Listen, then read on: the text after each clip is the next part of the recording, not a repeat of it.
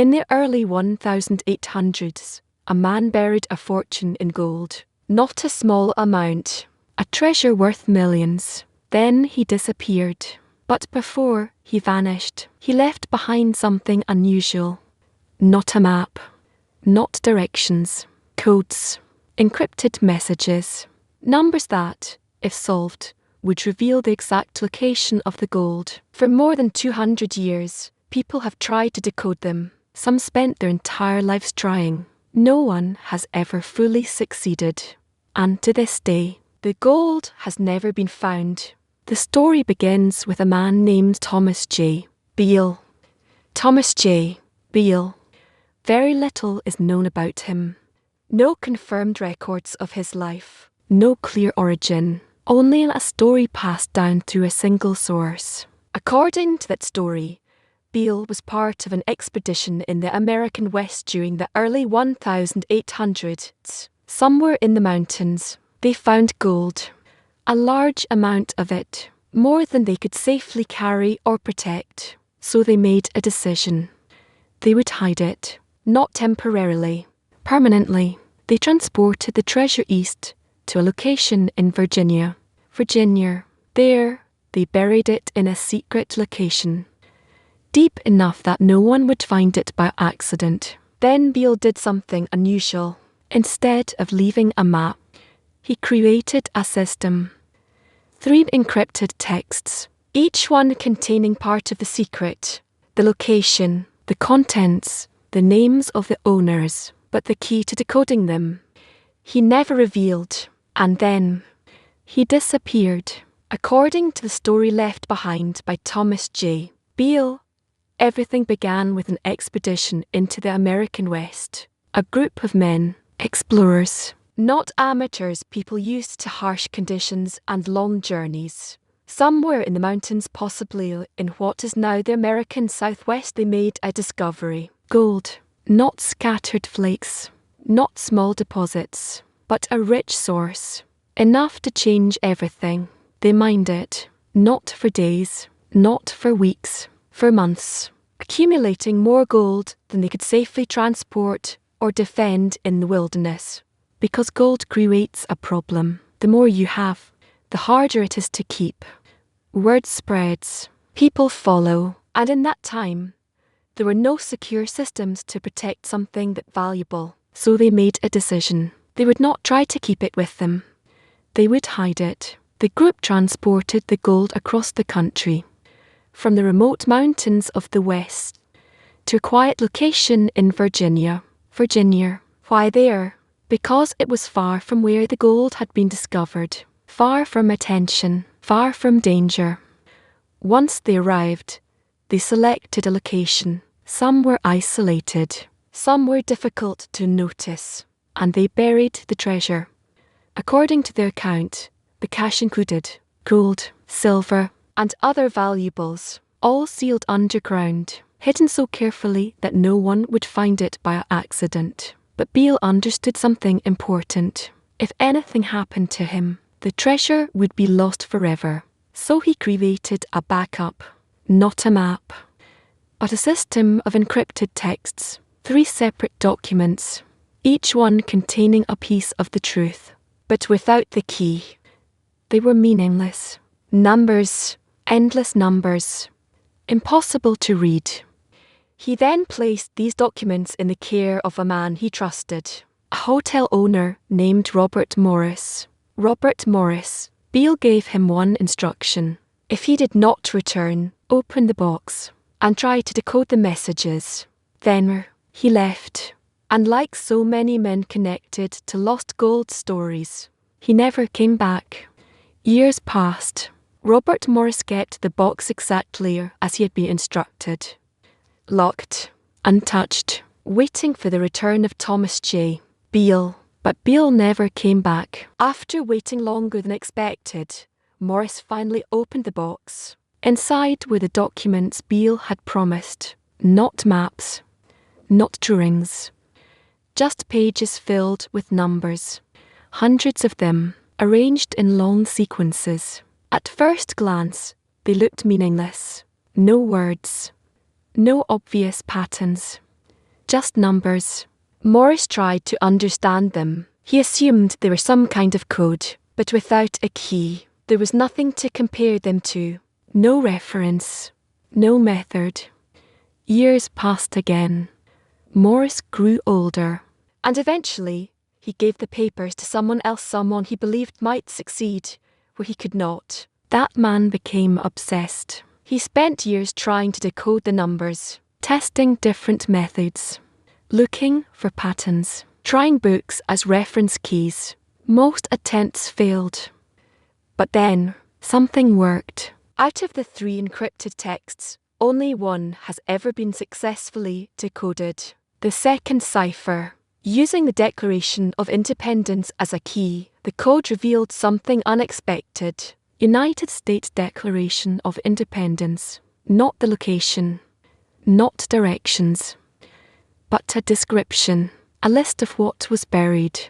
According to the decoded message, the treasure included thousands of pounds of gold, thousands of pounds of silver, and valuable jewels, all stored in an underground vault, hidden in Virginia. If the message is accurate, the value of the treasure today would be enormous, potentially worth tens of millions of dollars. But there was a problem. This cipher only described the treasure. It did not reveal where it was buried. That information was in another document, the first cipher, and that one has never been solved. After the second cipher was decoded, everything changed. For the first time, there was proof, at least partial proof, that the story might be real. A buried treasure, a detailed description, a system that actually worked, which meant one thing: the remaining ciphers could also be real, and if they were, one of them contained the exact location.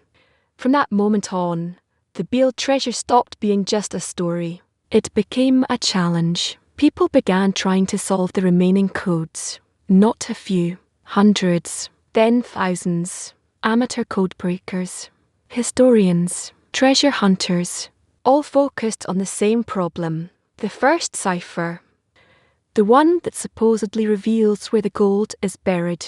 They tried everything. Different books as keys, different number systems, patterns, substitutions. Nothing worked. Years turned into decades. Decades into more than a century. Even with modern computers, the code has never been definitively solved. Some claim partial progress. Others claim false solutions. But no one has ever produced a result that leads to a confirmed location. And that's what makes this story different. The treasure isn't just hidden. It's locked behind something no one can open. There are several reasons why the Beale ciphers may never be fully decoded. The first is the missing key. The second cipher was solved using the Declaration of Independence. United States Declaration of Independence. But there is no evidence that the same key works for the others. If a different document was used, we don't know which one. And without the correct key, the numbers are meaningless. The second problem is accuracy.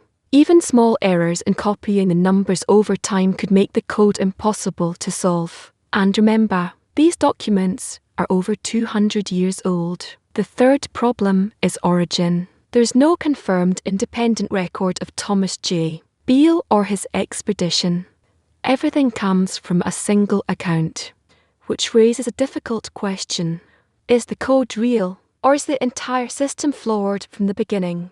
But there is one thing that keeps people searching. The second cipher worked. It revealed something real, and that suggests the rest of the system might also be valid, which means the location could still be hidden, not lost, not destroyed, just a read.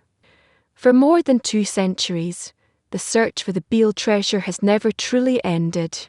It has only changed form. Early searchers relied on shovels and guesswork. They explored parts of Virginia based on interpretations of the story, digging in remote areas, following vague clues, hoping to get lucky.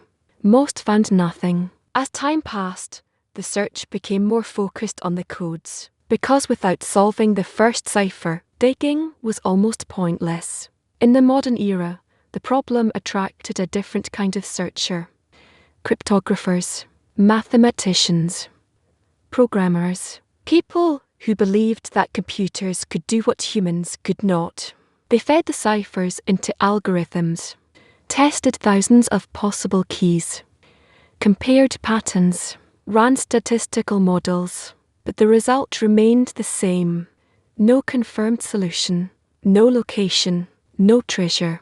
Despite all the tools available today, the Beale ciphers remain unsolved. So what is the Beale treasure? There are two main possibilities. The first is simple: the treasure is real. Thomas J.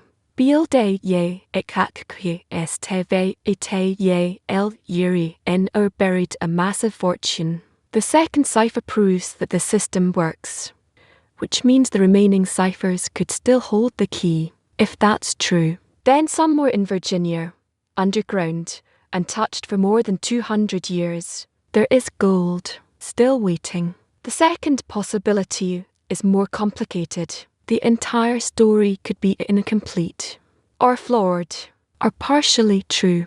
The second cipher may have been solved correctly, but the rest of the system might not function the same way, or the key might have been lost permanently, which would mean the treasure, even if real, is effectively unreachable. And then there is the third possibility: that the story itself was exaggerated, or misunderstood, or even intentionally misleading, because without independent confirmation of Beale's expedition, we can't be completely certain. The Beale treasure is different from most lost gold stories. It's not hidden in a shipwreck, not buried in a known location, not tied to a confirmed map.